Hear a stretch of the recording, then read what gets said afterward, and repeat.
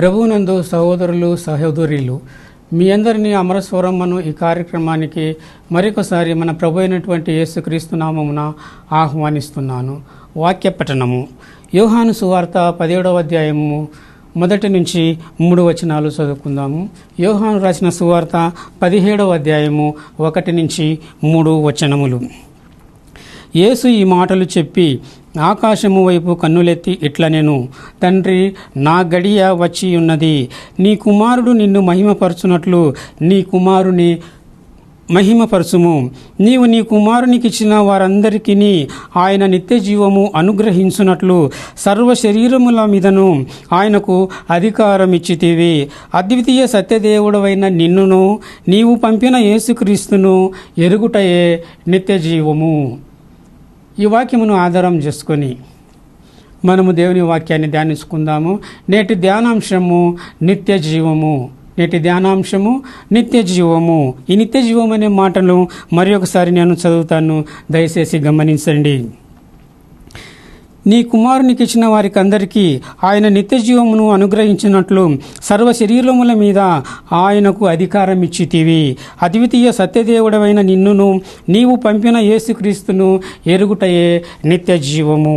నిత్య జీవము అనే అంశాన్ని గురించి ఈరోజు మనము ధ్యానము చేయించు ఉన్నాము. నిత్యము అనగా ఏమిటి? నిత్యము అనగా ఎల్లప్పుడూ అని అర్థము. ఎల్లప్పుడూ అంటే పొలిమేర లేనిది, ఎటువంటి పొలిమేర కానీ లేనటువంటిది, మధ్యంతరము లేనటువంటిది, విరామము లేనటువంటిది అని మనము చూస్తున్నాము. కాబట్టి ఈ యొక్క నిత్య జీవము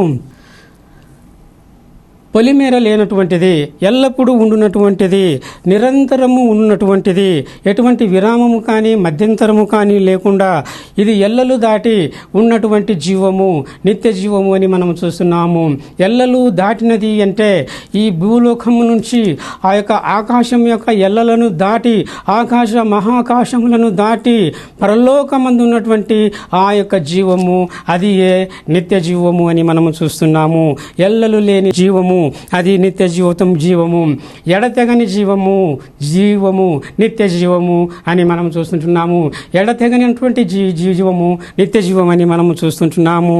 అదేవిధంగా ఈ యొక్క జీవము మరి మంచి స్థానమును కలిగినటువంటిది. పరలోకంలోనికి మనం వెళ్ళినప్పుడు అక్కడ మంచి స్థానాన్ని మనం కలిగి ఉంటాము. యేసుక్రీస్తు చెప్పినటువంటి విధముగా, ఇదిగో నేను తండ్రి యొద్దకు వెళ్ళుచున్నాను, అక్కడ మీకు స్థలము సిద్ధపరచుటకు నేను తండ్రి యొద్దకు వెళ్ళుచున్నాను అని యేసుక్రీస్తు ప్రభు చెప్పి ఉన్నాడు. కాబట్టి అక్కడ మనకు మంచి స్థలము, మంచి స్థానము కల్పించబడుతూ ఉన్నది. అది ఏ నిత్య జీవము అని దేవుని యొక్క వాక్యంలో మనం చూస్తున్నాము. ఇంకా నిత్య జీవము అనగా ఏమనగా అది ఒక మంచి అవకాశము. నిజముగా పరలోకంలో ప్రవేశించటం అనేది చాలా మంచి అవకాశము. రక్షణ పొందటం అనేది చాలా మంచి అవకాశము. ఇది ఏ మంచి సమయము, అనుకూల సమయము అని దేవుని యొక్క వాక్యంలో మనము చూస్తున్నాము. కాబట్టి ఈ యొక్క నిత్య జీవము చాలా మంచి అవకాశము. ఈ అవకాశము పోయినట్లయితే మళ్ళీ మనకు అవకాశము తిరిగి రాదు. సమయము పోయినట్లయితే, పోయినటువంటి సమయము ఏ విధంగా అయితే మరలా తిరిగి రాదో, అదే విధంగా ఈ యొక్క జీవితాన్ని, నిత్య జీవితాన్ని మనము పోగొట్టుకున్నట్లయితే అది తిరిగి మళ్ళీ రాదు అని మనము చూస్తూ ఉంటున్నాము. కాబట్టి ఇది నిత్య జీవము అని మనం చూస్తుంటున్నాము. అదేవిధంగా నిత్య జీవము అనగా దూరమున ఉన్నటువంటిది, చాలా దూరమున ఉన్నటువంటిది. భూమి మీద నుండి ఇప్పుడు మనం చూస్తున్నటువంటి ఆకాశము దాకా, ఆ ఆకాశ మహాకాశముల వరకు, ఆ ఆకాశ మహాకాశములను దాటి పరలోకమునకు వెళ్ళుట అని చెప్పేసి మనం చూస్తుంటున్నాము. కాబట్టి అంత దూరంలో ఉన్నటువంటి ఆ యొక్క నిత్య జీవమును మనము పొందవలసినటువంటి వారంగా ఉన్నాము. నిత్య జీవము అనగా పరలోక రాజ్యమే అని మనము చూస్తుంటున్నాము. అదే విధముగా నిత్య జీవము అనగా విఘ్నములు లేనటువంటి జీవము, ఎటువంటి విఘ్నాలు లేకుండా నిరంతరము జీవించేటటువంటి జీవనమునే నిత్య జీవము అని మన ప్రభు అయినటువంటి యేసుక్రీస్తు పేర్కొని ఉన్నాడు. నిత్య జీవమే శాశ్వతమైనటువంటి జీవితము అనగా ఎటువంటి చేటు లేనటువంటి జీవితం అని చెప్పేసి మనం చూస్తున్నాము. ఆ తర్వాత నిత్య జీవము కనబడున్నది, అనుభవించదగినది అనే అర్థాన్ని మనం చూస్తుంటున్నాము. కాబట్టి ఇది అనుభవించదగినటువంటి జీవితము. యేసుక్రీస్తుతో కూడాను, తండ్రి అయినటువంటి దేవునితో కూడాను, ఆ వేవేల దేవదూతల పరివారంతో కూడాను మనము నిరంతరము జీవించున్నటువంటి జీవితమే నిత్య జీవితము అని మనము చూస్తూ ఉంటున్నాము. జీవము అనగా ప్రాణము, అనగా మరణము లేనిది అని మనం చూస్తుంటున్నాము. అది ఒక తత్వము, శాశ్వతత్వము. ఆ తర్వాత అశాశ్వతము కానిది నిత్య జీవము అని మనము చూస్తుంటున్నాము. కాబట్టి ఈ యొక్క జీవము, ప్రాణము లేక పరమాత్మ అని మనం చూస్తుంటున్నాము. అనగా పరమాత్మ నిరంతరము జీవించటము, పరమాత్మ వలె మనము నిరంతరము జీవించటం అని మనం చూస్తుంటున్నాము. దేవుడు ఏ విధంగా అయితే నిరంతరము జీవిస్తూ ఉంటున్నాడో అదే విధముగా మనం కూడా ఆయనతో పాటు నిరంతరము జీవించటమే నిత్య జీవము అని చెప్పేసి మనము చూస్తుంటున్నాము. అదే విధంగా జీవానికి స్వరూపము, స్వభావము, ఆ తర్వాత స్వరూపము, స్వభావము అను అర్థములు కూడా కలవు. కాబట్టి మనము దేవుని యొక్క స్వరూపంలోనికి మార్చబడటము, దేవుని యొక్క స్వరూపాన్ని పొందటము, దేవుని యొక్క స్వభావాన్ని మనం కలిగి ఉండటము, దేవుని యొక్క స్వభావాన్ని మన ద్వారా వ్యక్తం చేయటము, ఇది ఎంతయు కూడా నిత్య జీవము అని దేవుని యొక్క వాక్యం ద్వారా మనము చూస్తూ ఉంటున్నాము. జీవము అనగా ఈ విధమైనటువంటి అర్థములు మనము చూస్తూ ఉంటున్నాము. ఇక మరి దేవుని యొక్క వాక్యంలో ఈ నిత్య జీవాన్ని గురించి ఏమి చెప్పబడినదో దానిని మనము చదువుకుందాము. ఏమంటున్నాడు ఇక్కడ ప్రభువు?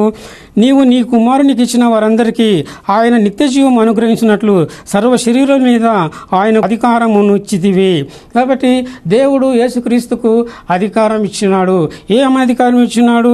ఎవరెవరైతే యేసుక్రీస్తును నమ్ముకొని ఉన్నారో, ఎవరెవరిని అయితే దేవుడు యేసుక్రీస్తుకు ఇచ్చినాడో వారందరికీ కూడా నిత్య జీవమును అనుగ్రహించుటకు యేసుక్రీస్తుకు అధికారము కలదు. కాబట్టి ఈ లోకంలో నిత్య జీవమునిచ్చుటకు, పరలోకమునిచ్చుటకు, పాపములను క్షమించుటకు యేసుక్రీస్తుకు మాత్రమే అధికారం ఉన్నది. ఆయన దగ్గరికి వస్తే మాత్రమే పాపములకు క్షమాపణకు దొరుకుతుంది. ఆయన దగ్గరికి వస్తే మాత్రమే నిత్య జీవము దొరుకుతుంది. ఆయన యందు విశ్వాసం ఉంచితే మాత్రమే మరి నిత్య జీవము లభిస్తుంది అని దేవుని యొక్క వాక్యం ద్వారా మనము చూస్తూ ఉంటున్నాము. ఇంకా ప్రభు ఏమని చెప్తున్నాడంటే, సర్వ శరీరం మీదను ఆయన అధికారం ఇచ్చితివి. అద్వితీయ సత్యదేవుడమైన నిన్నును నీవు పంపిన యేసుక్రీస్తును ఎరుగుటయే నిత్య జీవము. కాబట్టి నిత్య జీవం అంటే ఏమిటి? అద్వితీయ సత్యదేవుడమైనటువంటి నిన్నును నీవు పంపినటువంటి యేసుక్రీస్తును ఎరుగుటయే నిత్య జీవము అని ప్రభు అయినటువంటి యేసుక్రీస్తు ఇక్కడ మనకు చెప్తూ ఉంటున్నాడు.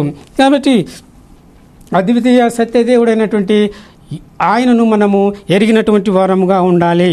ఎరుగునటువంటి వారముగా ఉండాలి అంటే ఏమి చేయవలెను? వాస్తవానికి ఎరుగుట అంటే ఆ మాటకు అర్థం ఏమిటో ఒకసారి మనము ఆలోచన చేద్దాము. ఎరుగుట అనగా ఎరుక అంటే తెలిసినటువంటిది అని మనము చూస్తున్నాము.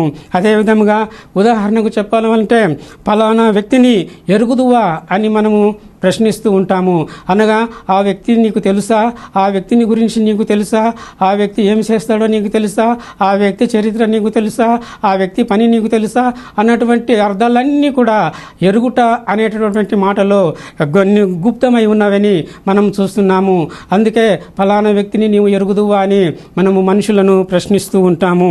కాబట్టి ఎరుక అని అర్థము. అదేవిధముగా ఎరుగుట అనగా తెలివి అని అర్థము వస్తున్నది. కాబట్టి దేవుని గురించినటువంటి తెలివి, ఆయన కుమారుడైనటువంటి యేసుక్రీస్తుని గురించినటువంటి తెలివి, ఆయన శిలువ మరణాన్ని గురించినటువంటి తెలివి, దేవుని వాక్యాన్ని గురించినటువంటి తెలివి కలిగి ఉండటము అని మనము చూస్తూ ఉంటున్నాము. ఆ విధముగా కలిగి ఉండుట ఎరుగుట అని మనము చూస్తున్నాము. అదేవిధముగా ఎరుగుట అనగా జ్ఞానం అనే అర్థము కూడా ఉంటున్నది. కాబట్టి దేవుని గురించినటువంటి జ్ఞానమును, యేసుక్రీస్తుని గురించినటువంటి జ్ఞానమును, వాక్యమును గురించినటువంటి జ్ఞానమును, యేసుక్రీస్తు మన పునరుత్థానాలను గురించినటువంటి జ్ఞానమును, సంఘమును గురించినటువంటి జ్ఞానమును, ఆ తర్వాత పరలోకమును గురించినటువంటి జ్ఞానమును కలిగిండుటయే ఆయనను ఎరుగుట అని మనము చూస్తున్నాము. ఆ తర్వాత ఎరుగుట అను మాటకు పరిచయము అనే అర్థం కూడా ఉంటుంది. అనగా దేవుని యొక్క పరిచయం మనకు ఉండాలి, యేసుక్రీస్తు యొక్క పరిచయం మనకు ఉండాలి, వాక్యం యొక్క పరిచయం మనకు ఉండాలి. అన్నిటి పరిచయము ఆత్మ సంబంధమైనటువంటి అన్ని విషయాలలో మనకు పరిచయం కలిగినటువంటి వారముగా ఉండాలి. ఆ విధముగా ఉన్నప్పుడు మనము యేసుక్రీస్తును ఎరిగినటువంటి వారము, ఆయన తండ్రి అయినటువంటి దేవునిని మనము ఎరిగినటువంటి వారము. ఆ తర్వాత ఎరుగుట అనగా గురుతు అని చెప్పేసి మనం చూస్తుంటున్నాము. కాబట్టి ఆ సమరయులు ఏ విధంగా అయితే యేసుక్రీస్తును గుర్తు పట్టినారో, ఏ విధంగా అయితే వారు నమ్ముకునినారో, అదే విధంగా యేసుక్రీస్తును గుర్తు పట్టవలెను, ఆయనను గురించి తెలుసుకొనవలెను, తండ్రిని గుర్తుపట్టవలెను, ఆయనను గురించి తెలుసుకొనవలెను, పరలోకమును గుర్తుపట్టవలెను, ఆ పరలోకమును గురించి తెలుసుకొనవలెను. ఆ విధంగా తెలుసుకొనుటయే మరి ఎరుగుట అని చెప్పేసి మనము చూస్తుంటున్నాము. ఆ తర్వాత ఎరుగుట అనే మాటకు తెలిసినది అనే అర్థం కూడా కలదు. కాబట్టి మనకు దేవుని గురించి తెలిసి ఉండాలి, యేసుక్రీస్తుని గురించి తెలిసి ఉండాలి, వాక్యమును గురించి తెలిసి ఉండాలి, విమోచనమును గురించి తెలిసి ఉండాలి, పరలోకమును గురించి తెలిసి ఉండాలి, నరకమును గురించి తెలిసి ఉండాలి, దేవుని యొక్క తీర్పుని గురించి తెలిసి ఉండాలి, దేవుని యొక్క వాగ్దానములను గురించి తెలిసి ఉండాలి, ప్రేమ, నిరీక్షణ, విశ్వాసమును గురించి మనకు తెలిసి ఉండాలి. కాబట్టి ఆ విధంగా తెలిసి ఉండటమే దేవునిని ఎరుగుట అని మనము చూస్తూ ఉంటున్నాము. ఇంకా ఎరుగుట అనే మాటకు విదితమగు అనే అర్థం కూడా కలదు. అనగా తెలియబడినది, మనకు తెలియబడినది. కాబట్టి మనము తెలుసుకొని ఉన్నాము, దేవుడు మనకు తెలియబడాలి, యేసుక్రీస్తు మనకు తెలియబడాలి, వాక్యము మనకు తెలియబడాలి. ఇప్పుడు నేను చెప్పినటువంటి విషయాలన్నీ కూడా మనకు తెలియబడాలి. అవన్నీ కూడా మనకు తెలుసుకున్నప్పుడు మనము దేవునిని ఎరిగినటువంటి వారంగా ఉంటాము. ఎరుగుట అనే మాటకు అంగీకరింపబడినది అనే అర్థం కూడా కలదు. కాబట్టి అంగీకరింపబడినది. అందుకే యేసుప్రభు చెప్తున్నాడు, నీవు పంపిన యేసుక్రీస్తును ఎరుగుటయే నిత్య జీవము, నిన్నును ఎరుగుటయే నిత్య జీవము అని మనము చూస్తూ ఉంటున్నాము. కాబట్టి ఎరుగుట అను మాటకు మరి అంగీకరించుట అనే అర్థం కూడా కలదు. కాబట్టి నిత్య జీవం పొందవలసినటువంటి వారు యేసుక్రీస్తును అంగీకరించవలెను, దేవుణ్ణి అంగీకరించవలెను, ఆయన కుమారుని మరణ పునరుత్థానములను అంగీకరించవలెను. ఆ విధముగా అంగీకరించినప్పుడు వారు యేసుక్రీస్తును ఎరిగినటువంటి వారు అవుతారు. అదే విధముగా దేవునిని ఎరిగినటువంటి వారు అవుతారు. ఆ విధముగా దేవునిని, యేసుక్రీస్తును సంపూర్ణముగా ఎరిగినటువంటి వారైతే అటువంటి వారు యేసుక్రీస్తు అనుగ్రహించు నిత్య జీవమును పొందుతారు. అందుకే యేసుక్రీస్తుకు దేవుడు సర్వ శరీరుల మీద అధికారమును అనుగ్రహించి ఉంటున్నాడు. ఈ వాక్యము విషయము మరి ఇంకా మనము ఆలోచించినట్లయితే యోహాను సువార్త 12వ అధ్యాయము 12వ అధ్యాయము 49వ వచనంలో మనము చూసినట్లయితే, యోహాను సువార్త 12వ అధ్యాయము 49వ వచనము, ఏలైనగా నా అంతటా నేనే మాట్లాడలేదు, నేను ఏమనవలెనో ఏమి మాట్లాడవలెనో నన్ను పంపిన తండ్రియే నాకు ఆజ్ఞ ఇచ్చి ఉన్నాడు, మరియు ఆయన ఆజ్ఞ నిత్య జీవమని నేను ఎరుగుదును గనుక నేను చెప్పు సంగతులను తండ్రి నాతో చెప్పిన ప్రకారము చెప్పుచున్నాను. కాబట్టి ఆయన ఆజ్ఞ నిత్య జీవమని నేను ఎరుగుదును అని ప్రభువు చెబుతూ ఉంటున్నాడు. కాబట్టి నిత్య జీవము అనగా దేవుని యొక్క ఆజ్ఞ అని ఇక్కడ చెప్పబడుతూ ఉంటున్నది. కాబట్టి దేవుని యొక్క ఆజ్ఞ, దేవుడు ఏమేమైతే మనకు ఆజ్ఞాపించినాడో ఆ ఆజ్ఞలన్నిటికీ విధేయత చూపి నడుచుకొనటము మరి నిత్య జీవము అని చూస్తుంటున్నాము. కాబట్టి అతిక్రమమే పాపము. కాబట్టి ఆజ్ఞను అతిక్రమించువారు పాపము చేయువారుగా ఉంటున్నారు. పాపము చేయువారు మరణమునకు లోనే ఉన్నటువంటి వారుగా ఉంటున్నారు. పాపము చేయువారికి తీర్పు తీర్చబడుతుంది, ఆ తర్వాత వారు నరకానికి వెళుతారని చెప్పేసి మనం చూస్తున్నాము. అయితే ఇక్కడ దేవుని యొక్క ఆజ్ఞయే నిత్య జీవము అంటున్నాడు. కాబట్టి దేవుని యొక్క ఆజ్ఞలకు విధేయులై నడుచుకొనుట ద్వారా ఎదుగో నిత్య జీవితాన్ని ప్రతి ఒక్కరు కూడా పొందగలరు. అందుకే యేసు ప్రభు ఏమంటున్నాడు, నన్ను పంపిన తండ్రియే నాకు ఆజ్ఞ ఇచ్చి ఉన్నాడు. ఆ తర్వాత మరియు ఆయన ఆజ్ఞ నిత్య జీవమని నేను ఎరుగుదును. దేవుని యొక్క ఆజ్ఞయే నిత్య జీవము. కాబట్టి ఆయన యొక్క ఆజ్ఞకే మనము విధేయులమే నడుచుకునవలెను. ఏమని ఆజ్ఞాపిస్తున్నాడు? ఆయన తన కుమారుని యందు విశ్వాసం ఉంచాలని లోకమంతటికీ కూడా ఆజ్ఞాపిస్తూ ఉంటున్నాడు. అదేవిధంగా తన కుమారుని యొక్క మాట వినాలని లోకమంతటికీ కూడా ఆయన ఆజ్ఞాపిస్తూ ఉంటున్నాడు. కాబట్టి యేసుక్రీస్తు మరి చెప్పినటువంటి మాటల యందు విశ్వాసం ఉంచవలెను. యేసుక్రీస్తు చెప్పినటువంటి మాటలు ఆజ్ఞలు 4 సువార్తలయందు ధారాళముగా వ్రాయబడి ఉన్నవి. అదేవిధంగా అపోస్తలులు రచించినటువంటి పత్రికలన్నిటిలో కూడా యేసుక్రీస్తు చెప్పినటువంటి మాటలు ధారాళముగా వ్రాయబడి ఉంటున్నవి. కాబట్టి ఆ మాటలన్నింటినీ కూడా విని గైకొని విధేయత చూపి ఆ విధంగా నడుచుకున్నట్టు ద్వారా నిత్య జీవము కలుగుతుంది. కాబట్టి నిత్య జీవము అనగా దేవుని యొక్క ఆజ్ఞ, దేవుని యొక్క ఆజ్ఞకు విధేయత చూపించటమే నిత్య జీవము అని మనము చూస్తూ ఉంటున్నాము. కాబట్టి ఈ విధంగా దేవుని యొక్క ఆజ్ఞలను మనము పాటించి మరి నిత్య జీవమును పొందవలెను. అదే విధముగా లూకా రాసిన సువార్త 18వ అధ్యాయము 18వ వచనము చదువుకుందాము. ఒక అధికారి ఆయనను చూచి, సద్బోధకుడా, నిత్య జీవమునకు వారసుడనగుటకు నేనేమి చేయవలెనని ఆయనను అడిగెను. అందుకు యేసు, నేను సత్పురుషుడనని ఎలా చెప్పుచున్నావు? దేవుడొక్కడే తప్ప మరి ఎవడును సత్పురుషుడు కాడు. వ్యభిచరింపవద్దు, నరహత్య చేయవద్దు, దొంగిలవద్దు, అబద్ధ సాక్ష్యము పలుకవద్దు, నీ తల్లిదండ్రులను సన్మానింపమను ఆజ్ఞలను ఎరుగుదువు కదా అని అతనితో చెప్పెను. అందుకు అతడు, బాల్యము నుండి వీటన్నిటిని అనుసరించుతూనే ఉన్నానని చెబుతున్నట్లుగా మనం చూస్తుంటున్నాము. కాబట్టి అతడు వచ్చి నిత్య జీవం పొందుటకి నేనేం చేయవలెను, నిత్య జీవానికి వారసునగుటకు నేనేమి చేయాలి అని ప్రభు అయినటువంటి యేసుక్రీస్తును ప్రశ్నిస్తూ ఉన్నాడు. అందుకు ప్రభు ఏమంటున్నాడంటే, మరి దేవుని యొక్క ఆజ్ఞలను నీవు పాటించవలెను, దేవుని యొక్క ఆజ్ఞలకు నీవు విధేయుడవు కావలెను అని చెబుతూ ఉంటున్నాడు. ఏ ఆజ్ఞలు?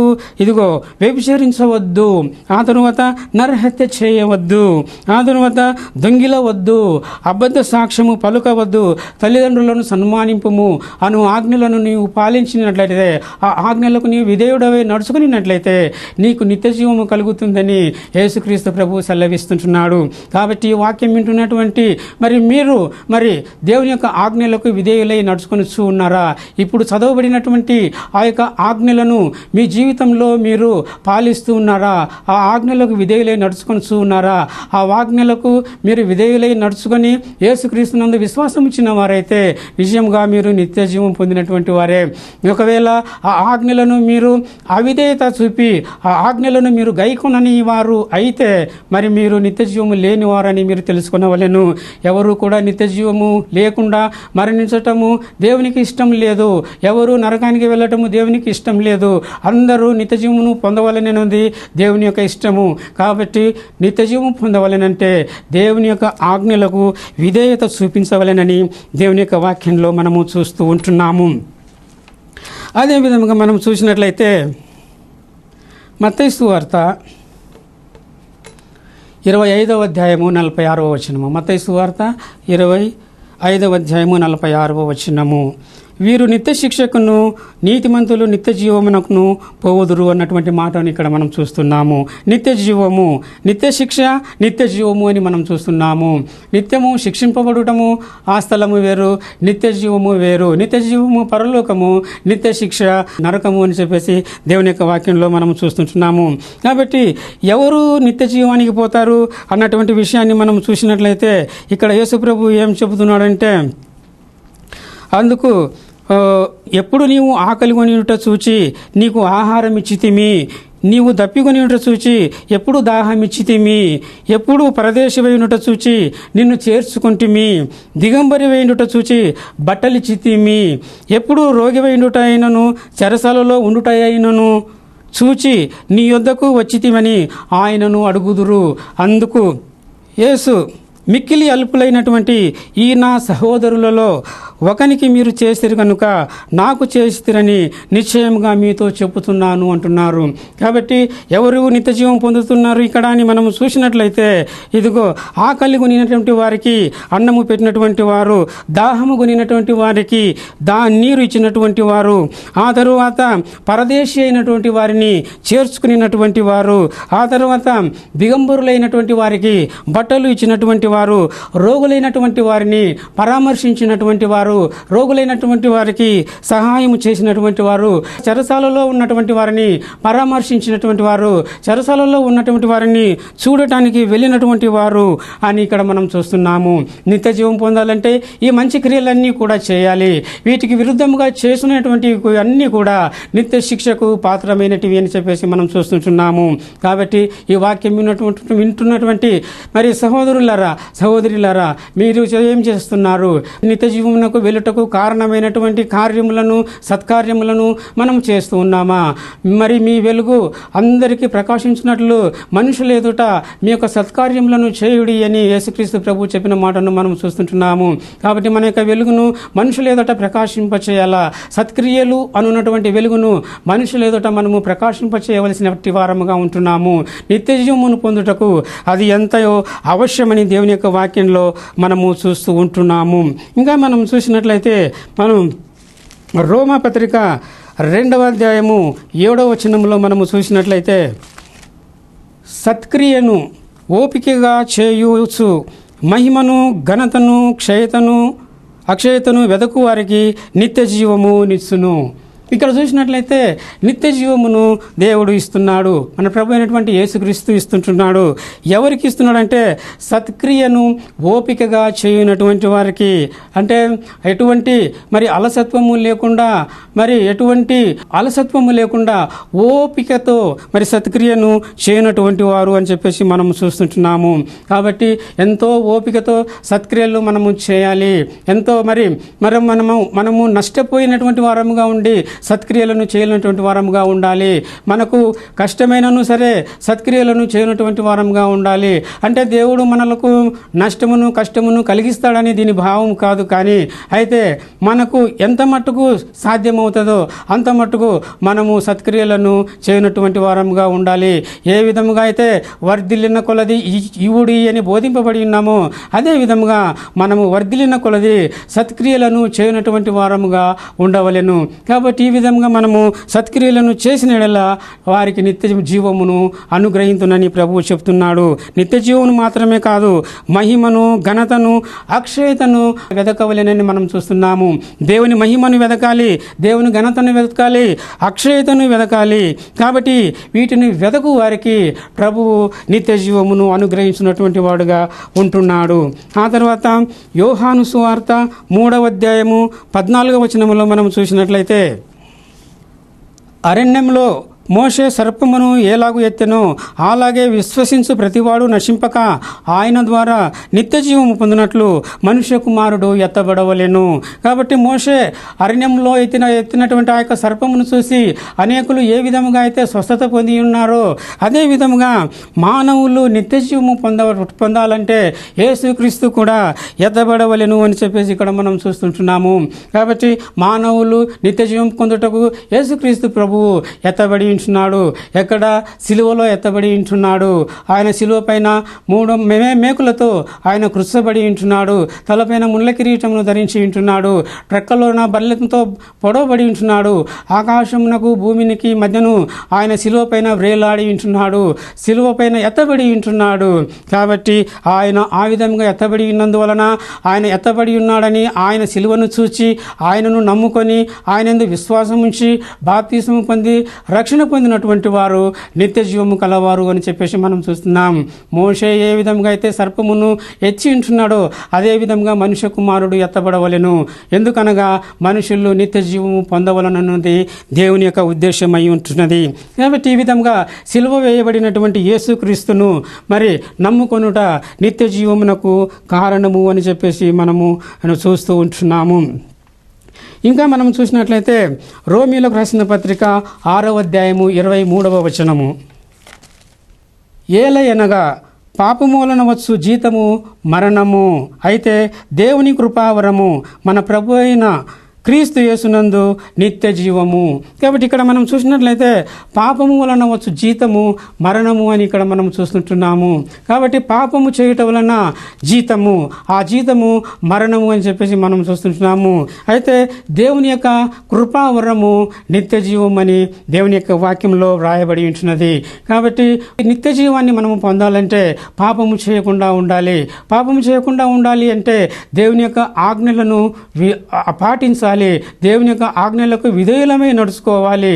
అప్పుడే మనము నిత్య జీవాన్ని పొందుతామని ఇక్కడ మనము చూస్తుంటున్నాము. కాబట్టి ఈ విధంగా మనము దేవుని యొక్క ఆజ్ఞలకు విధేయత చూపినట్లయితే మనము నిత్య జీవాన్ని పొందుతాము. అదే విధంగా ఇంకా మనం చూసినట్లయితే దేవుడు లోకాన్ని ఎంతో ప్రేమించాడు. కాబట్టి ఆయన కుమారుని అంగీకరించేవారు నశింపక నిత్య జీవం పొందిన ఆయనను అనుగ్రహించినని దేవుని యొక్క వాక్యంలో మనం చూస్తుంటున్నాము. కాబట్టి నిత్య జీవాన్ని గురించినటువంటి విషయాలు ఇంకా అనేకము దేవుని యొక్క వాక్యంలో మనం చూస్తుంటున్నాము. కాబట్టి ఈ వాక్యం విన్నటువంటి నీవు నిత్య జీవం పొందినావా? పొందితే ఆయన యొక్క ఆజ్ఞలను గైకొంటున్నావా? గైకొంటే ఆయన చెప్పినటువంటి సత్క్రియలను చేస్తున్నావా? ఆ విధంగా చేస్తున్నట్లయితే నీవు ధన్యుడవు. చేయకపోయినట్లయితే ఈరోజే యేసుక్రీస్తునందు విశ్వాసం ఉంచి దేవుని యొక్క ఆజ్ఞలకు విధేయుడవై ఆయన చెప్పినటువంటి సత్కార్యములు చేసి రక్షణ భాగ్యమును పొంది నిత్య జీవను పొందవలనని యేసుక్రీస్తు నామమున మిమ్మల్ని బ్రతిమాలు కొనుచున్నాను.